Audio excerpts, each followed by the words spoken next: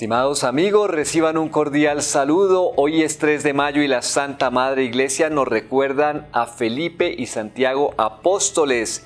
San Felipe nace en Betsaida, en Galilea. San Juan cuenta que Jesús lo llamó a pertenecer al grupo de sus discípulos al día siguiente de haber llamado a San Pedro y San Andrés. Felipe fue el que llamó a Natanael o Bartolomé y lo llevó a donde Jesús. Cuando el Señor eligió a los 12 apóstoles, uno de los elegidos fue Felipe. El día, por ejemplo, de la multiplicación de los panes antes de obrar el milagro, Jesús le preguntó a Felipe, ¿de dónde crees tú que podremos conseguir pan para tanta gente? Un día en que unos griegos extranjeros quisieron hablar con el Divino Maestro, le pidieron a Felipe que los llevara hacia él. Y en la última cena, este fue el apóstol que le dijo a Jesús, Señor, muéstranos al Padre. Y Jesús le respondió, Felipe, quien me ve a mí, ve al Padre. El día de Pentecostés, Felipe recibió junto con los otros apóstoles y la Virgen Santísima el Espíritu Santo en forma de lenguas de fuego. Los narradores antiguos dicen que este apóstol después de Pentecostés se fue a evangelizar a Bitinia en el Asia Menor cerca del Mar Negro. Papias, un autor del siglo II, afirma que San Felipe logró el milagro de resucitar a un muerto. Y San Clemente de Alejandría dice que lo hicieron morir crucificado en una persecución contra los cristianos.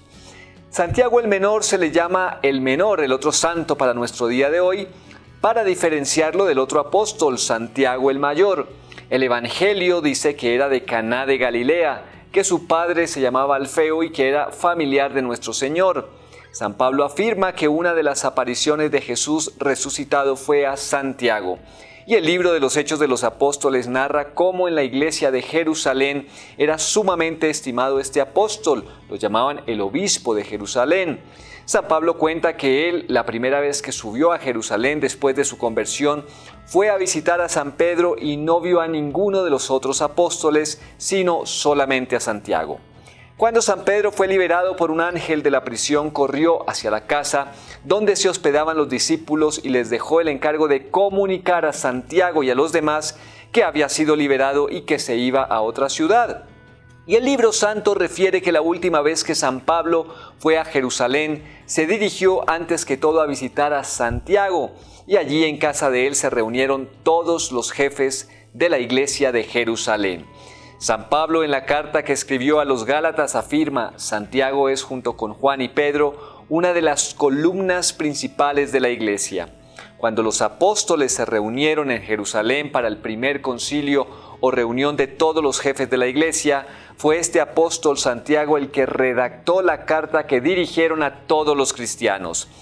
Egésipo, historiador del siglo II, dice, Santiago era llamado el Santo.